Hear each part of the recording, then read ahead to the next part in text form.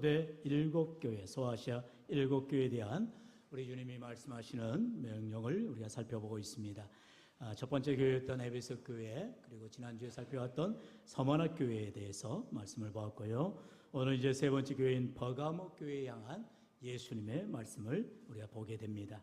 우리가 첫 번째 봤던 에베소 교회는 예수님이 어떻게 나오셨냐면 오른손에 7뼈를 붙잡고 7 금촛대 사이로 걸으시느니라 말했었죠. 그러면서 예수님께서 에베소 교회를 향하여서 처음 사랑을 회복하라 말씀하셨어요.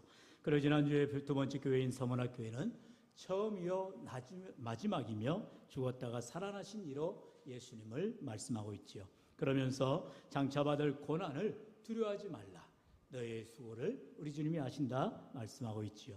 오늘 이제 본문 이제 세 번째 교회인 버가모 교회는 예수님께서 어떻게 나타나시느냐, 바로 좌우의 날성검을 가지시니다 이렇게 표현하고 있는 것을 봅니다. 좌우의 날성검이라는 것은 그 심판을 의미하죠. 예수님께서 왜 버가모 교회를 향하여서 심판의 모습으로 나오시느냐, 그러한 주님의 모습을 통하여서 오늘 우리에게 발람과 니골라 당의 교훈을 통해서 우리에게 유혹하는 사단의 모든 유혹을 이기고 주님 마지막 심판 때에 승리하는 저와 여러분이 다 되어야 할 줄로 믿습니다. 여러분, 이 시간 사단은 우리를 시험할 때, 또 우리를 쓰러뜨려 할 때에 제일 먼저는 언제나 박해를 하고 고난을 통해서, 어려움을 통하여서 우리를 넘어뜨리려 합니다. 지난주에 서머나 교회의 감독이었던 폴리캅이 그의 나이 86세가 되도록 하나님을 떠나지 아니하고 주님을 끝까지 신뢰했던 모습, 결국에는 그가 화형을 당하면서 그러한 핍박을 당할 때에 당시 로마는요, 이제 예수 믿는 많은 사람들에게 이러한 핍박을 가하면, 박해를 가하면 저들이 항복할 줄 알았던 거죠. 그래서 가장 우두머리격이 되는 이러한 폴리캅과 같은 감독들을 처형하고 보란듯이 고통을 주게 되면 사람들이 벌벌벌 떨고 다 자신들이 예수를 믿지 않겠노라고 나올 줄 알았어요. 그러나 어떻게 됩니까? 오히려 반대죠. 오히려 더 믿음이 확장되어져 가고 더 신실한 신앙의 모습들로 살아가는 것을 보게 됩니다. 그러자 이제 원수 마귀는 그러한 회유를 이제 하게 되는 거죠. 다시 말하면 핍박하고 고난을 주었던 그런 방법으로는 안 되겠으니까 이제 회유를 하고 또 유혹을 하고 여러 가지 좋은 방법들, 세상적인 방법들을 가지고 그들을 쓰러뜨리게 하려라는 것입니다. 그런데 이게 바로 그들에게 정확하게 적중하게 되어지더라는 것입니다. 지금 버가모 교회는 발람의 교훈, 니골라 당의 교훈, 이러한 세상의 유혹들로 말미암아서 차츰차츰 시험 들고 마음에 주님을 떠나가게 되는 이러한 연약한 모습들을 바라보게 되더라는 것이죠. 사실 버가모 교회를 향하여서 우리 주님께서 뭐라 말씀하셔요? 바로 12절의 말씀에 우리 주님이 나오지요. 다 같이요, 시작. 버가모 교회의 사자에게 편지하라, 좌우의 날성검을 가지신 이가 이르시되.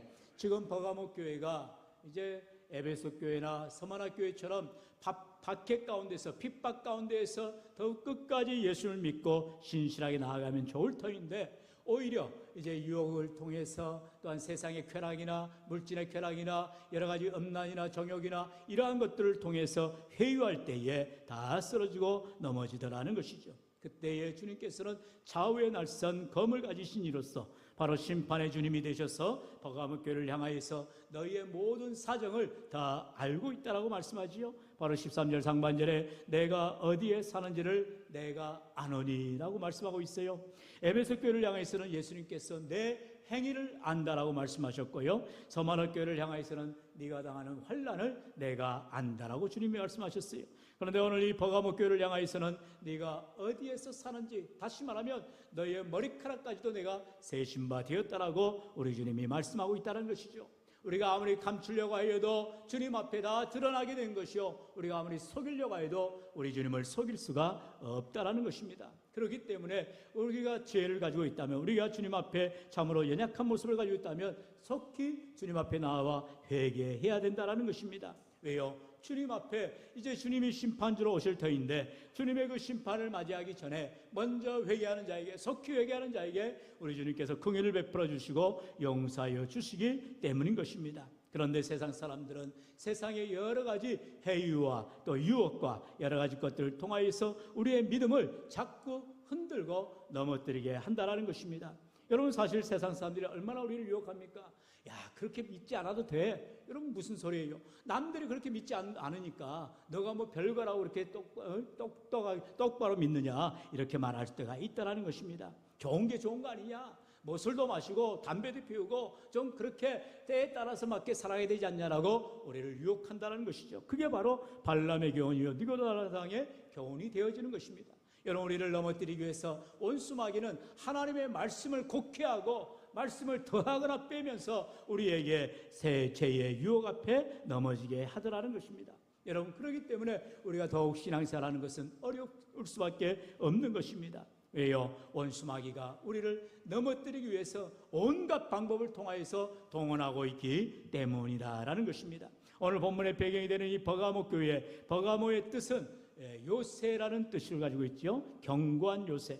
그런데 이게 하나님의 견고한 요새가 되어야 될 이 버가모가 오히려 사단의 견고한 요새가 되어져 가는 것을 오늘 말씀하고 있죠. 13절에 보면은 거기는 사단의 권자가 있는 데라라고 말하고 있는 것을 봅니다. 바로 버가모의 지역이 사단의 요새가 되어져 갖고 많은 믿음의 사람들이 우상 숭배로 또한 여러 가지 죄악으로 넘어져 가고 있다라고 결단하고 있다라는 것입니다. 이처럼 우리가 주님을 더욱 붙들어야 되는데 세상의 유혹 앞에, 우상 숭배의 죄악 앞에 우리가 그만 다 넘어져가는 이러한 연약한 모습들을 보게 되어지는 거죠. 특별히 그 예를 들어서 14절에 발람의 교훈을 말하고 있어요. 14절 말씀 우리 같이 읽어볼까요? 시작.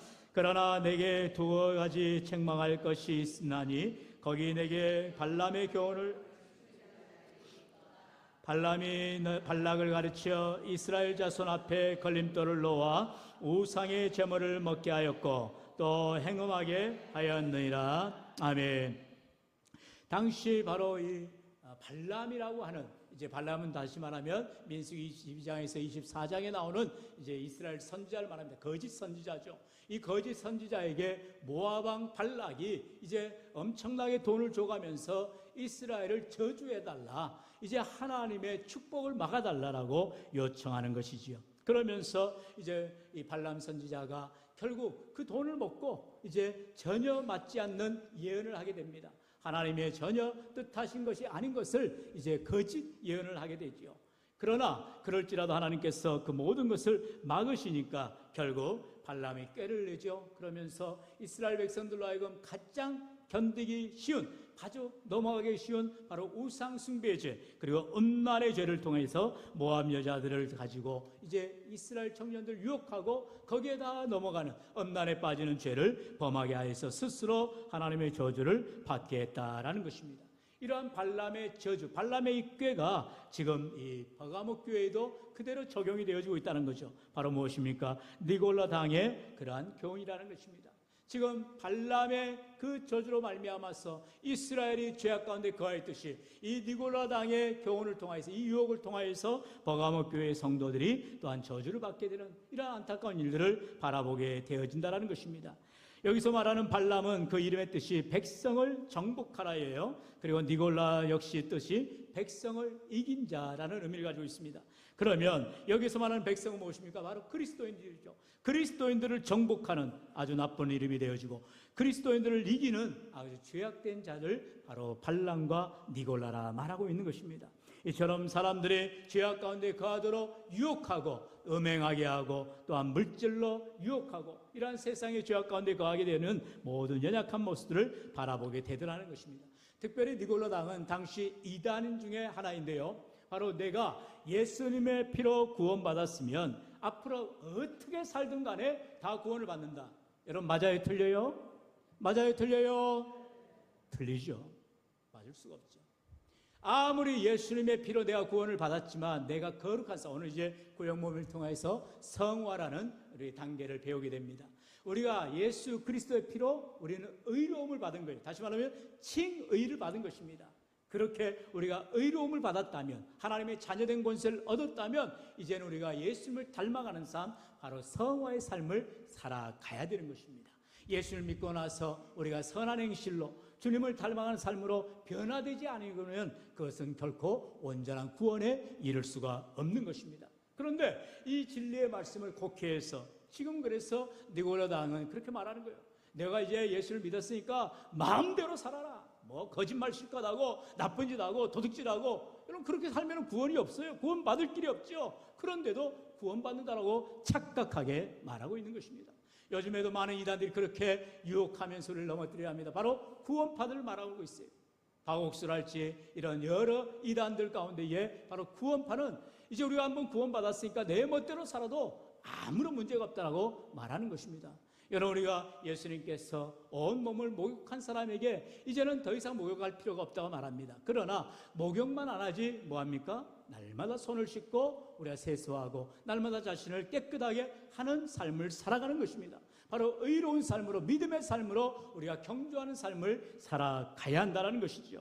그런데 초대교회는 이러한 당시 니골라당과 같은 이단의 꾀임에 빠져서 하나님의 말씀을 등한히 하고 신앙생활을 등한히 하고 심지어 주님 앞에 나오지도 않는 그런 사람들, 내가 죽어서 다 천국 갈 거라 착각하는 그러한 죄를 범하게 되더라는 것이죠.